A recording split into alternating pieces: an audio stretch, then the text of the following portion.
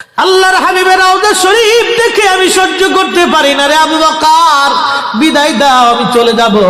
চলে গেলেন নবীর পাগল।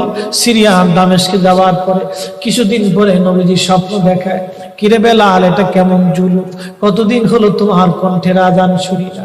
বেলাল রে, তোর কি মন চায় না আমি নবীর জিয়ারতে আসতে? বেলাল আয়, আমি নবীর জিয়ারতে আয় রে বেলাল আয়, কতদিন হলো তোমার কণ্ঠের আজান শুনি না। স্বপ্ন যখন নবীজি দেখাইছে, এ মুসলমান, হযরতে বেলাল সুদূর সিরিয়ার দামেস্ক থেকে পাগলের মতো দৌড়াইলেন, পাগলের মতো ছুটে আসলেন। যখন মদিনাতে আসলেন তখন তাহাজ্জুদের সময় চলতেছিল। তাহাজ্জুদের সময় চলার সময় হযরত বেলাল রাদিয়াল্লাহু আনহু কাঠের জালি দিয়ে তখন রওজা শরীফ ঘিরে রাখা ছিল।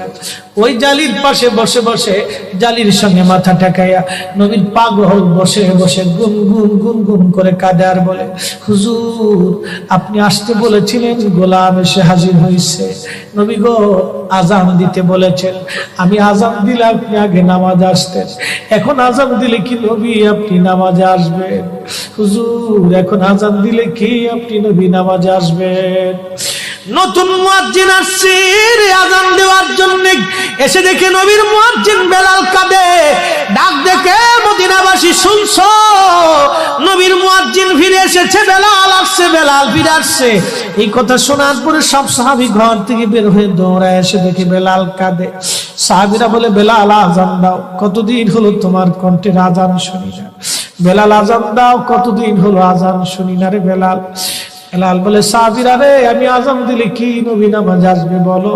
সালমান ফারসি রাদিয়াল্লাহু আনহু ডাক দেখে, সাহাবীরা, আমাদের কথায় বেলাল আজান দিবে না, তোমরা যাও দেখো হাসান আর হুসাইন দুইজন ঘরের মধ্যে আছে। ইমাম হাসান হুসাইন রাদিয়াল্লাহু আনহুমা যদি বলে তাহলে বেলাল অবশ্যই আজান দিবে। সালমান ফারসির পরামর্শে সাহাবীরা দৌড়ায় গেলেন। বর্তমান 7 নম্বর গেট বাবু সালাম বরাবর একটা মসজিদ আছে, মসজিদে আলী, এটাই ছিল হযরত ফাতেমা রাদিয়াল্লাহু আনহার বাড়ি।